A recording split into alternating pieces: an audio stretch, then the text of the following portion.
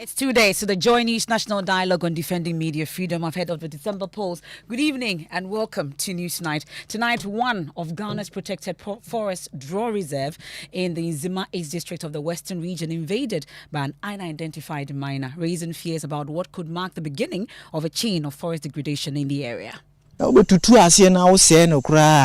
we destroy this resource, how are we going to live?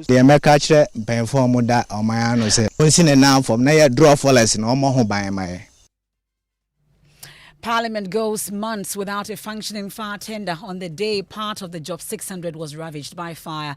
The chief fire officer says the tender had been undergoing repair and will soon be back in Parliament. We are aware that the fire tender station here in Parliament has developed some fault. It's undergoing servicing. Yeah, when is it returning?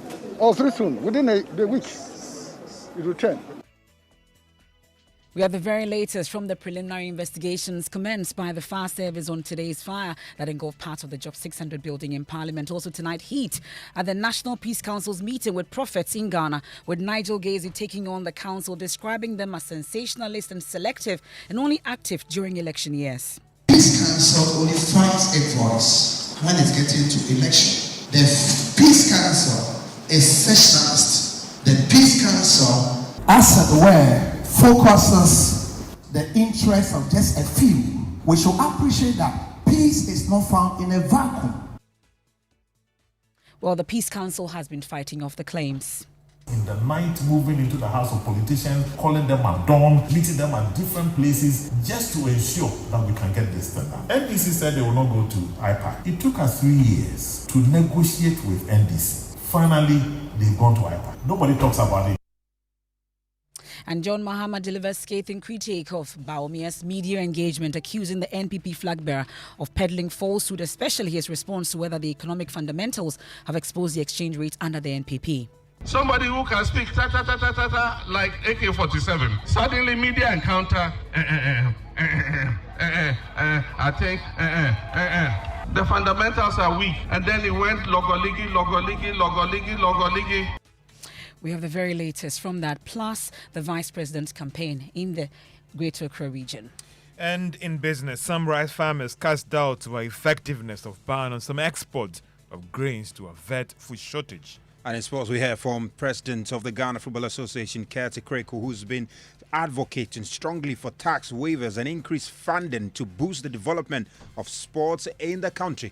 And I'll take you to the Kolebu Teaching Hospital later as the facility suspends elective surgeries and relocates emergency cases amid efforts to repair malfunctioning elevator in the surgical building. From last year, we noticed that there was a frequent breakdown of the lifts, so we decided to procure new. So actually, we are in the procurement process trying to procure new, but we're told that for this kind of lifts, you even from the time of ordering to installation, it takes a minimum of about 6 months. That's what we're told. So we have details of that and more in tonight's edition of News Night. Your thoughts, your comments are very much welcome. It's via WhatsApp is 05511111997. We are live on X Spaces. You can leave a comment there with the hashtag News Night. I am MFA Pau. And my name is Evans Mensah. And let's start tonight with that Galamsey menace. We're hearing that one more forest reserve, one that previously we didn't know to have been touched, has now been touched now by the icy cold hand of Galamsey, one of Ghana's major protected forests, the Jura Bonsu in the Nzema East District of the Western Region. Draw River Forest Reserve has now been touched and has been invaded by what we understand by an unidentified miner in what could mark the beginning of a chain of forest degradation through illegal mining. Part of the forest has been cleared and excavators moved to the site ready for operation. Well, management of Better Land Ghana Services, legal owners of a concession in the forest, has denied knowledge of this particular invasion. Well, my colleague Erastus Asari Donko went to the ground to assess the situation for himself. Here's his report. Ghana's quality forest reserves have in recent times been attacked and destroyed illegally for gold. Powerful individuals, including politically exposed persons, have turned reserved forest like Apawasa and Apamprama into miles of useless pits and gullies. The Draw River Forest Reserve is perhaps next in line. It is a protected area located in the western region of Ghana, established in 1954. It covers an area of approximately 52,800 hectares. The Draw River Forest Reserve is now under siege. We are in the middle of a very rich, dense forest which has been standing. It's called the Draw River Forest Reserve. It's been around 4 centuries, named after this beautiful river flowing through the forest, and it's within the Nzema East municipality of the Western region. Now, we are learning that this forest, a part of it, has been given to Better Land Ghana Limited for mining, and we are here to find out who has started doing exploration services and clearing the forest for mining. Typical of the start of the destruction of other forests, the miners have initiated test protocols, cleared portions of the forest, and are in the process of transporting excavators and cabins into the forest for the start of an onslaught. This farmer, a native of Jurabanso, speaks of the value of this green ancient resource. 1974 to 1975. 1975. This is what gave us a road network from Asasetre to Banso. The road brought in investors in the timber industry, which gave us royalties to develop the town. Tumpon, because timber no ama sika yenso yenyabi ye de boa kro no. Na obetutu ase na wo se no kra. If we destroy this resource, how are we going to live? Some of us get raw materials from this forest to survive. He echoes the resolve of the youth to protect the forest, asking government to act. I will tell leaders of this country to sit up and protect the Draw River Forest Reserve. They are using the president's name, President Akufo-Addo's name, to destroy the forest. He should step his foot down and do something, as he promised to protect forests in this country. President of Ghana said, draw forest no. Legally, portions of the Draw River Forest Reserve have been awarded to Better Land Limited for mining, but they have denied any claims to the current invasion of the forest. Many of the forest reserves that have been degraded, Apamprama, Apawasa, started like this.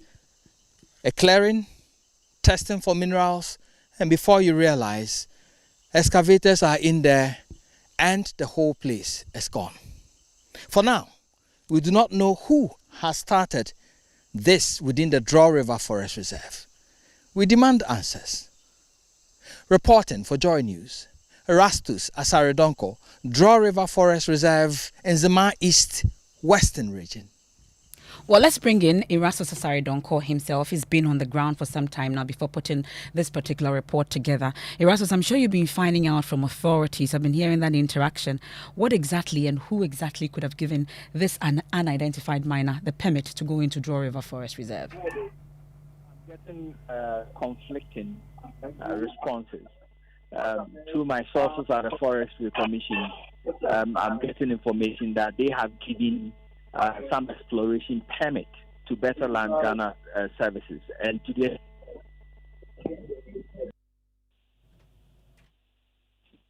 well, Erastus, you were concluding on that in terms of the conflicting reports that we're getting before that interruption. Well, so I'm saying that what information we're getting, the Forestry Commission indicates that they have given rights for exploration Better Land Development. And that extent that they've even given them the right to use the excavator. So we know that the exploration services are done by methods aside using heavy equipment. But Better Land Ghana Services is saying, I spoke with them, they are saying that they do not know who has invaded the forest, and they are not the ones in there doing that exploratory activity. And so for now, it's clear who has invaded the forest, who is trying to enter, and who is trying to do mining in the forest at the moment. And that is what we are searching answers for. I think the Minerals Commission and the Forestry Commission needs to come clear on who is in there and who has been given the right to start mining there. And are there any indications that there are any moves to actually find out who is doing this? We've been trying. We're not getting any answers yet. Perhaps in the course of the week we'll get answers. But we've seen 3 excavators on site. A cabin belonging to the people was there. A large clearing of the forest, indicating that they want to pitch camp and start mining. And so we are keeping touch base on the ground. We have learned that some Chinese nationals, soon after our visit to the forest, came to park the excavators and they want to take it away, but the youth there wanted to notify the police of their presence because they want them arrested. We are still in touch with them to find out how this is to go. Well, that's Erastus Asare Donko. Definitely will be following up on this particular issue for you. But thankfully, the MC for Nzema East, Eric Essien, has joined us on the line. And we're grateful for your time here on Newsnight. Mr. Essien, I'm sure this particular incident has been brought to your attention. Are there any moves to find out what exactly is happening in the Draw River forest? Hello, Mr. Essien. Hello. Yes, I can hear you, Mr. Essien. So we are asking about this particular incident in the Draw River Forest Reserve. We are told there are some unidentified miners in this particular reserve. Do you know about this situation? Thank you very much. What I know is about a certain company called Better Land Ghana. They have the mining lease, but they have not started work yet. But I don't know any miner over there. I don't know anything about it.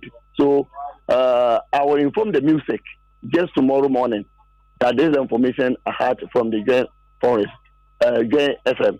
So I'll make sure to go there with the management, with the music, and I'll give you the information later because I don't know any person, any miner over there.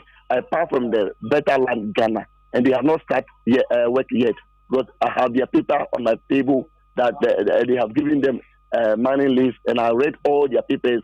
But apart from the Better Land Ghana, I don't know any company over there, and I don't know that somebody's working over there.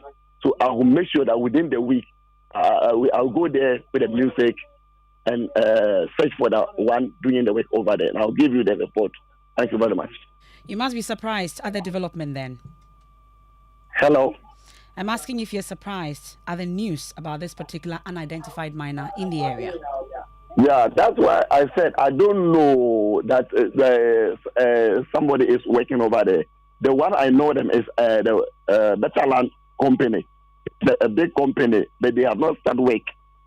And yeah, they have not started work. So if someone is working there, that I don't know. So unless I go there, so that's why I said I will inform the music just tomorrow morning. I will do that. And we will find a time within this week. By the close of this week, we will go there, even with the police. Grateful. And that's Eric Essien, is the MC for Nzema East Assembly. They're giving us updates on this. Of course, something we'll be following up on with Erastus Asare Donko and the team on this particular situation at the Draw River Forest Reserve. And you're still live here on Newsnight on Joy 99.7 FM. And I want to hear from you tonight on the stories we've done so far, including this particular issue with Galamsey. But I want to take you to Parliament now, where prior to this morning, when parts of the Job 600 building was ravaged by fire, the house, we now know, had gone months without a functioning fire tender. The house used to have a standby fire tender to respond to fire outbreaks.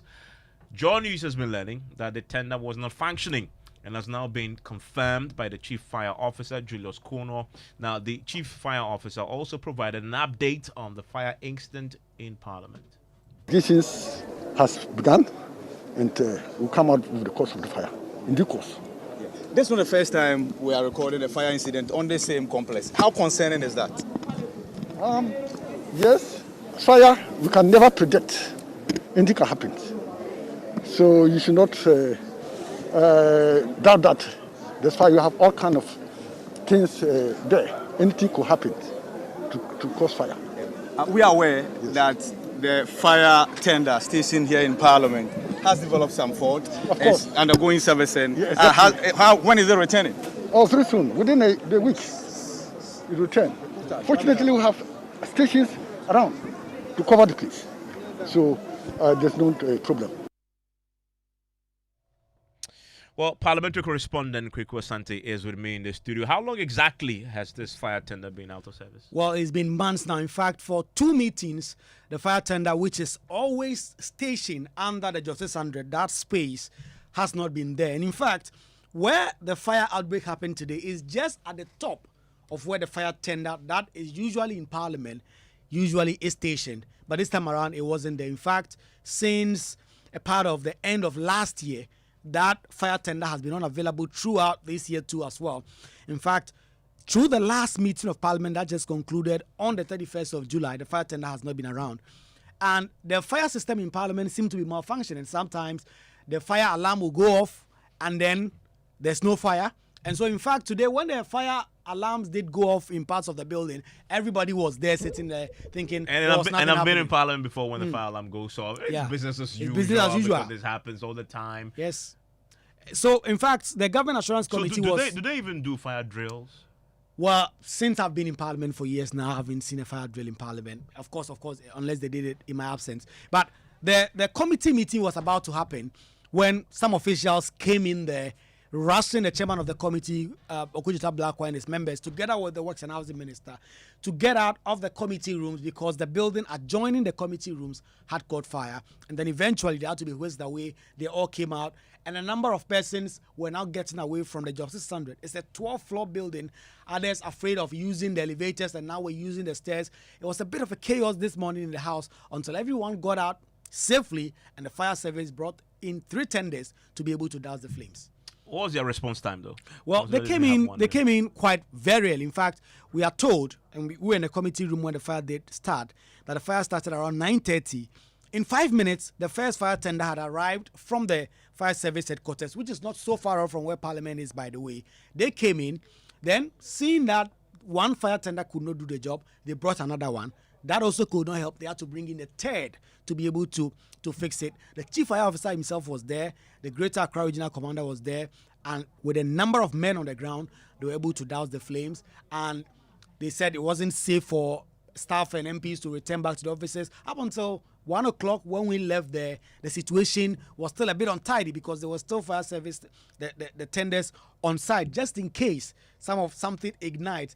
ECG officials also had to come in there because of early on there was allegations and claims going around in the house that it might have been caused by a trip of power. So ECG officials, we understood, had to come and look at the situation. Is there any clarity on that cause, though? Because I know at the time they were trying to investigate this. Well, we haven't gotten confirmation on that. We've been trying to get officials from Parliament as well as the fire service officials to confirm that to us. They say they are investigating it, and in the coming days they'll put together what exactly happened that caused this fire events. Thankfully, we can speak to Kate Ado, who's a coordinating director of public relations in Parliament, joins us right now.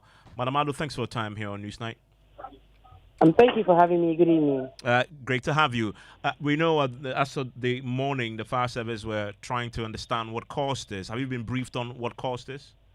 They are still investigating. We are yet to be told exactly what caused the fire.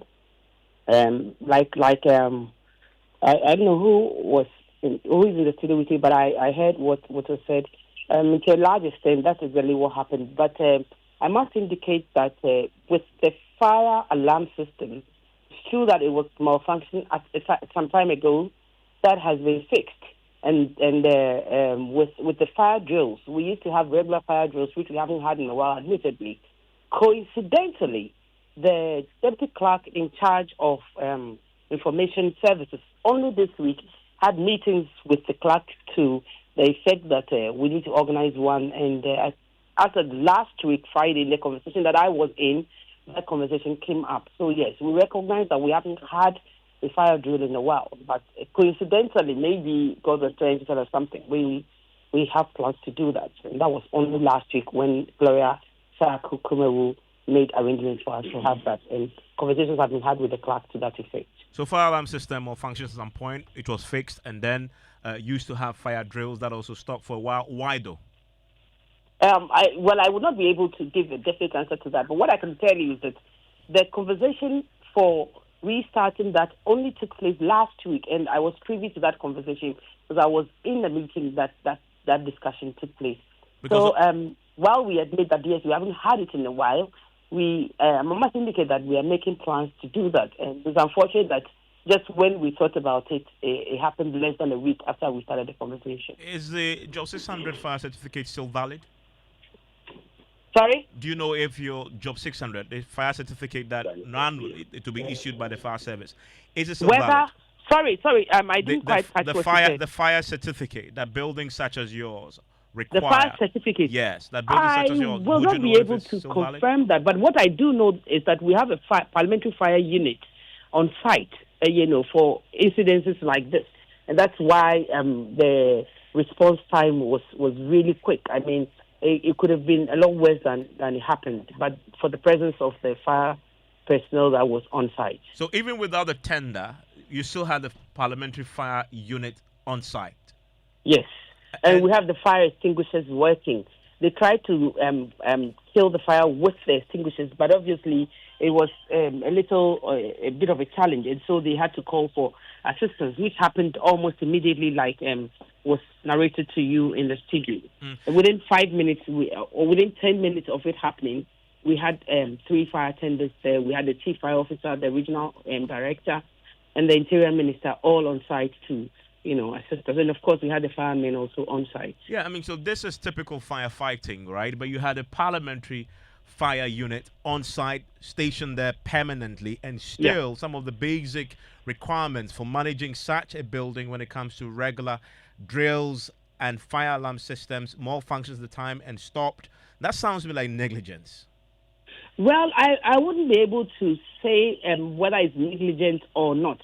But what I can tell you is that these are things that we, as much as possible, try to pay attention to. It's unfortunate that what happened today happened, and it could have been worse, Sorry? It could have been worse, considering how lapsed the fire systems in there were. It could have been worse. It could have been worse. I don't know why. Can you hear me? Yes. It could have been what? It could have been worse, considering how lapsed the systems there are, as we've now learned about. Definitely. It could have been a lot worse had the response time not been so short and, so efficient. So the fire service, I think, needs serious commendations for the way they handled everything. And we were able to evacuate everybody and to a clear space. And we did the evacuation in stages. We had everybody come out to the clear space, and then we had them move to the MP's car park. For the reporters and the journalists, we tried to hang around not too far from the scene so that we could catch the officials and ask them what was happening. So we actually were hanging around the administration block waiting for the chief fire officer and his men to come out and talk to us. I mean, do you know why the fire tender that was stationed there was withdrawn?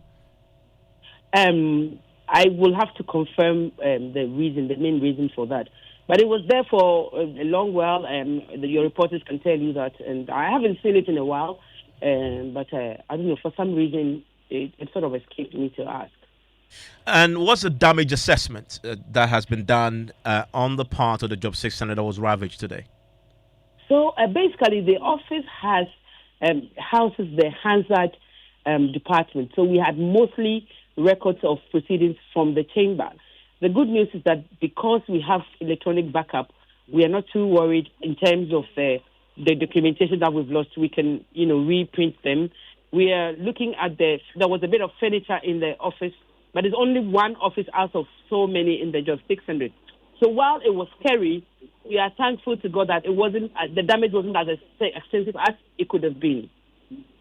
And very finally, when will you open that wing to business? Has repairs begun already, and what would it going to cost? I mean, we don't know the cost. Again, they are assessing the damage. It's one office, so all things being equal, we should be able to use the building. But of course, the fire service has advised that we avoid that side of the building for now until they come up with what may have caused the fire to start in the first place. So today, Mr. Speaker and the Clerk to Parliament asked that everybody goes home and then hopefully return tomorrow. We've had an initial meeting with the fire personnel in Parliament, and they've assured us that they're working around the clock I just left the office. They were still there, working around the clock to find out what the problem is, see if there could be a recurrence, which we are hoping not, and then, they put the measures in place to ensure that we don't have a repeat of what happened today. Thank you very much, Madam Keitado, the Coordinating Director of Public Affairs at Parliament. I want to now bring in Alex Nate. He's a fire officer at the Public Affairs Directorate at the Ghana Fire Service and joins us right now. And Mr. Nate, thanks for your time. Whilst we've been speaking, though, I've just been alerted that there is you have another fire outbreak tonight at Malata Market. What more do you know about it? I'm currently driving by city right now. I'm still driving to the scene. It's a very serious fire. It's very, very serious. 4 fire tenders have been dispatched from Circle, from Trade Fair, from Flagstaff House, and from Makola, who are currently, we have Circle and Flagstaff House at the scene, and we are waiting other tenders to go in to augment the efforts of these 6 tenders already at the scene. And you're already at the scene. I know you are heading there right now, but in terms of I'm heading there. I'm even at a junction, Avino Junction, about going there right now. And what are your men telling you whilst you head there? You said this is a very serious fire. Are they managing now to bring it under control? The first thing we normally do is to try and call on ECG to cut power supply to the area. So I'm sure that is being communicated to ECG. I said now, the most important thing for us is our fire team. We do our part to make sure that we prevent the fire from further spread or from spreading to the unaffected areas, and that is what our men are currently doing at the scene. And is this the market itself that has been engulfed? It's a story building around the market area, so I can't give the exact location, but it's at the Malata market, just by the roadside. And our men ourselves we're heading there right now. We'll try and get a bit more as you yourself we head there. But let's talk very quickly about the fire that engulfed part of Parliament today, the Job 600 building. We've learned that the fire tender there was withdrawn at some point. Do you know why? Okay, so I can confirm that yes, it was reassigned. It's been reassigned to Anya fire station as we speak because even though Parliament is a very important and strategic institution, we realize that we have a station very close by. That's the military station, and our headquarters station is also very close by. We've always spoken about our limited resources and the need to not renege on our commitment to serve the good people of Ghana. And so we realize that from La Paz all through to Awoshi to Abrekuma to Anya and beyond, we don't have any fire coverings. So we have to be strategic in distributing our meager resources. So that is not to say we undermine the efforts of Parliament, but it's just a matter of being strategic and realize that even with today's incident, our team from our national headquarters got there in time. In 5 minutes, they are at the scene. So that's how come we made the judgment call. So the tender was reassigned to Anya, but your boss on the ground, when he got there, explained to us that it was withdrawn for repairs. The tender. Your boss says to us that it was withdrawn for repairs.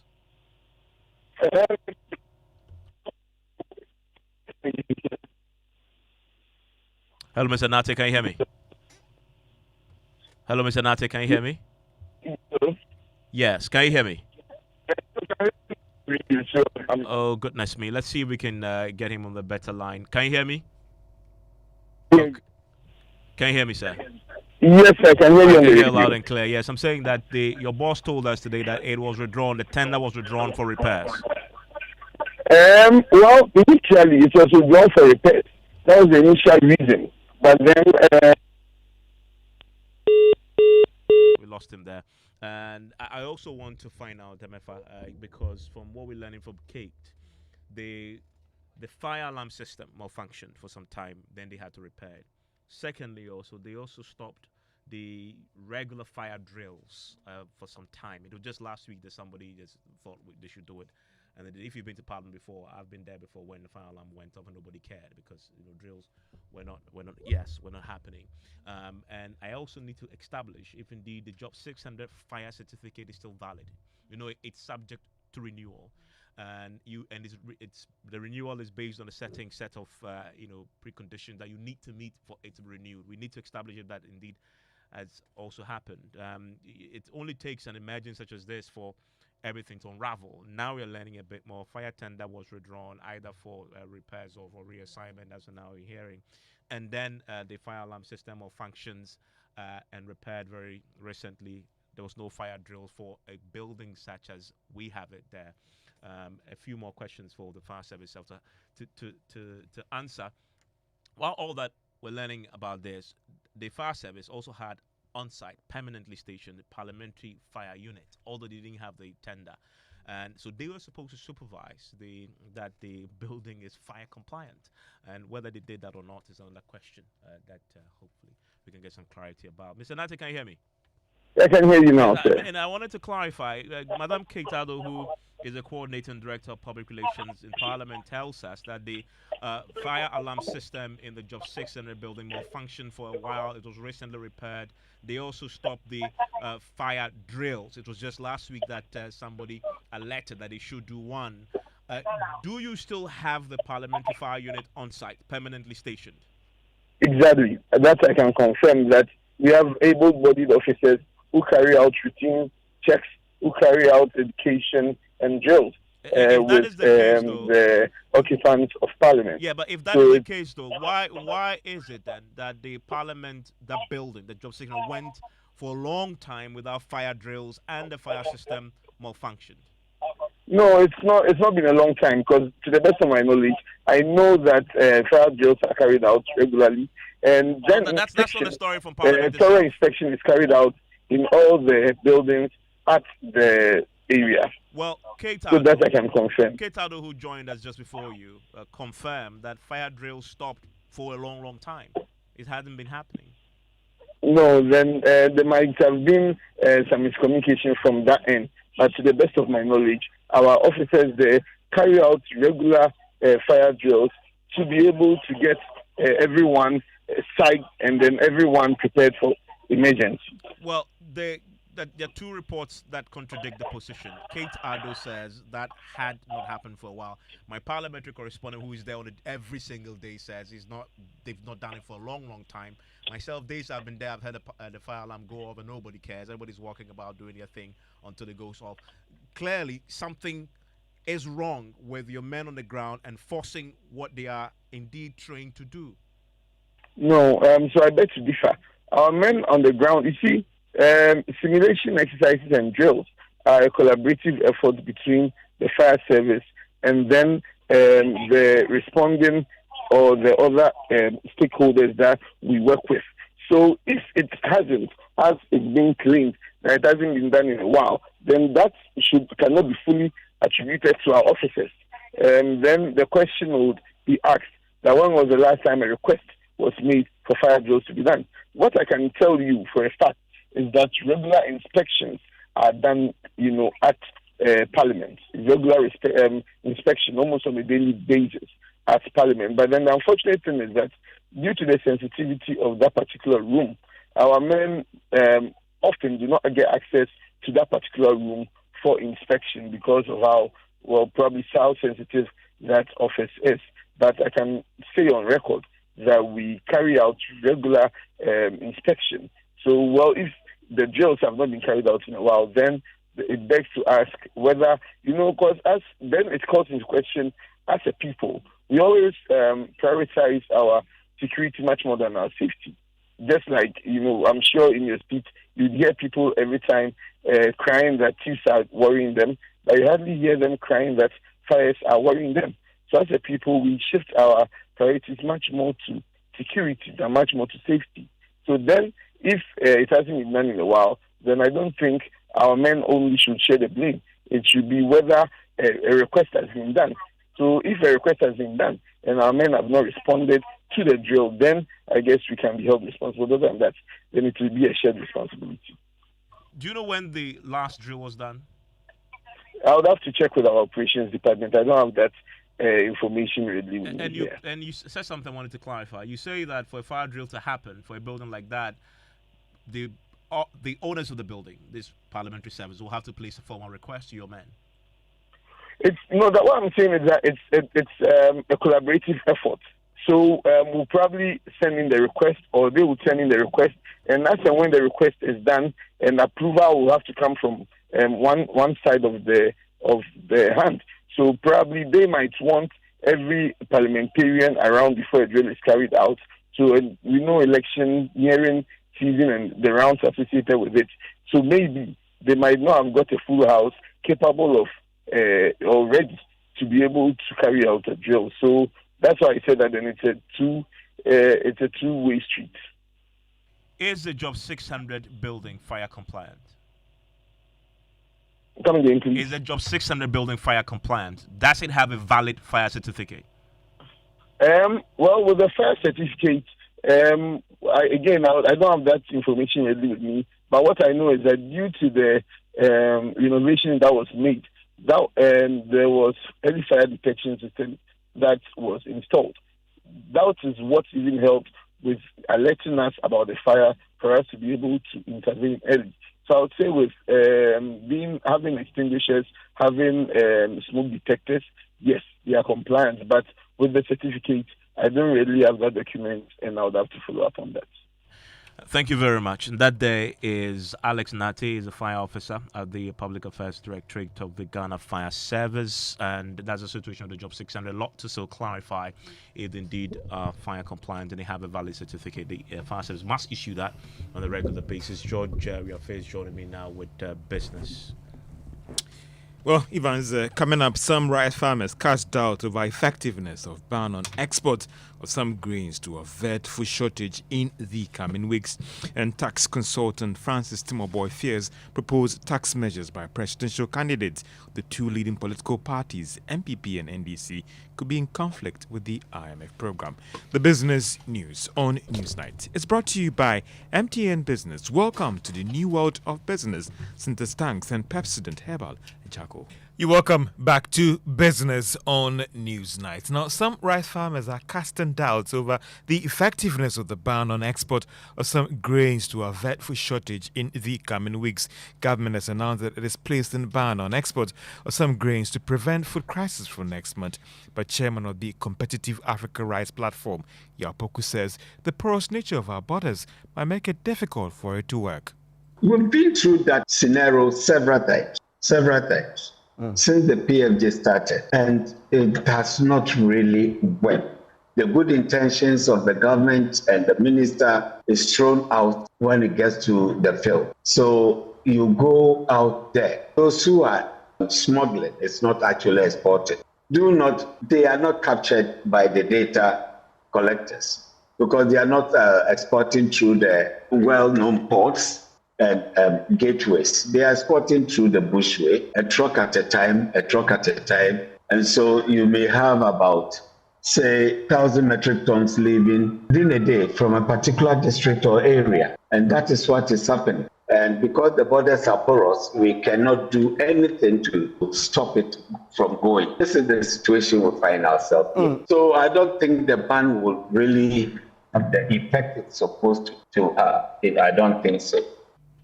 Chairman of the Competitive African Rice Platform, Yao Poku.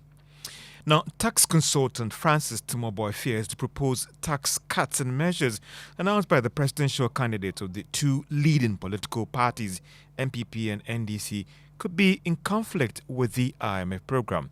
Former President John Mahama and flag bearer of the new Patriotic Party, Dr. Mohamed Bouamiavo, promised wide-ranging tax reforms. Mr. Boy maintains that implementing some of these proposals under the IMF program might be difficult.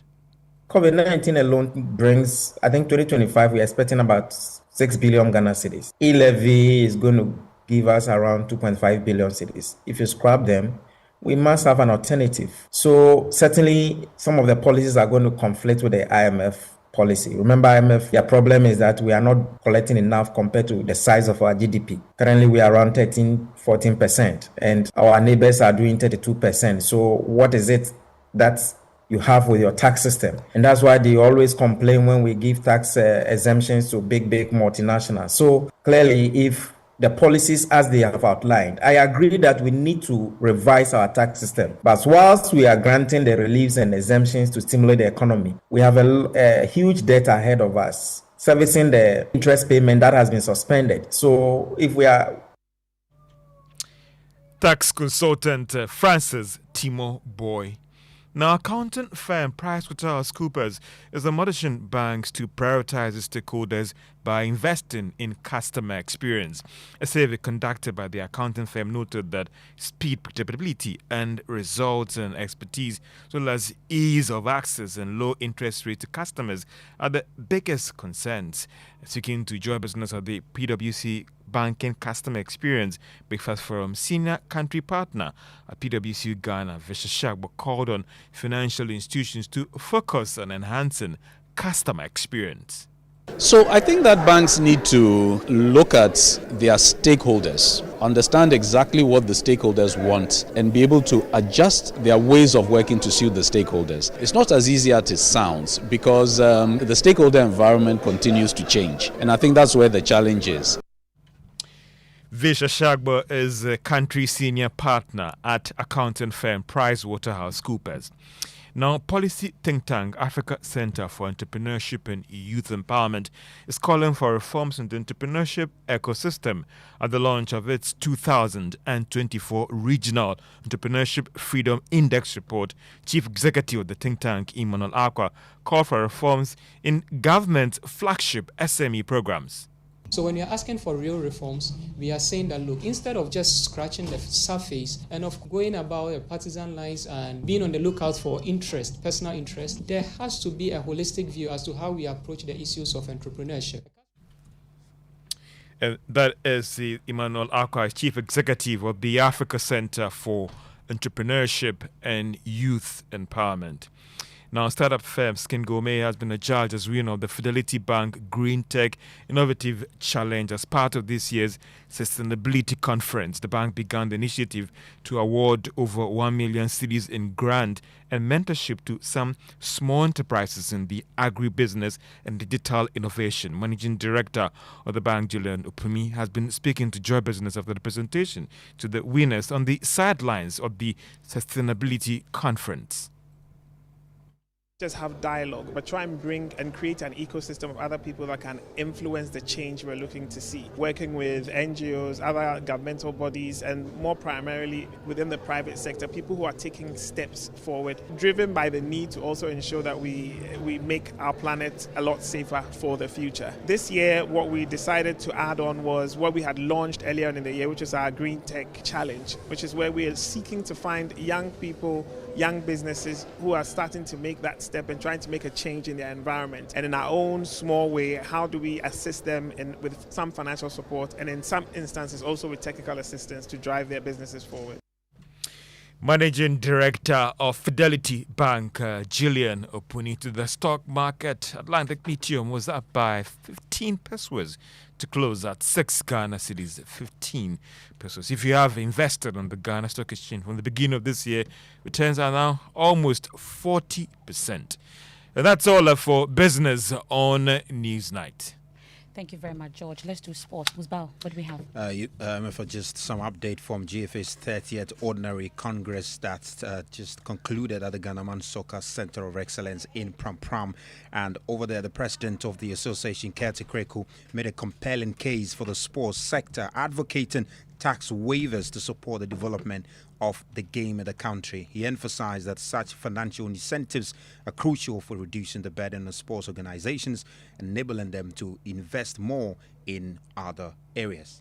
But it has come even much clearer that without dedicated source of funding for football, our industry will struggle.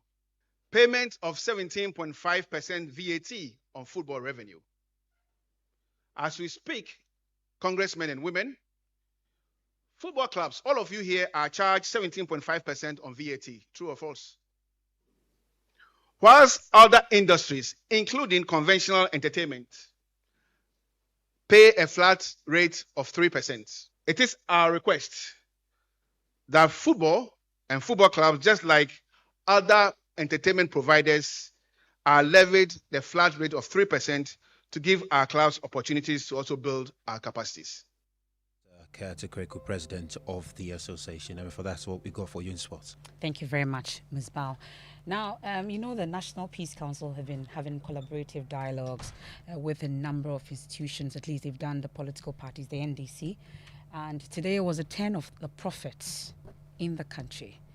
And it took a dramatic turn when the founder of the True Word Prophetic Fire Ministries, do you know who that is? Prophet Nigel Gacy. Umofia, Well, he took, he's been attacking, or he took on the National Peace Council, describing them as sensationalist and selective, and also just rearing up their faces when it comes to election years. Well, this is what transpired. You can listen. Peace Council only finds a voice when it's getting to election. Again, I feel and think that the Peace Council is sessionalist. The Peace Council, as it were, focuses and champions the interests of just a few. We should appreciate that peace is not found in a vacuum. There are certain conditions, there are certain tenets that must prevail before peace, as it were, can be established. I remember I live close to Ayawase Wagon.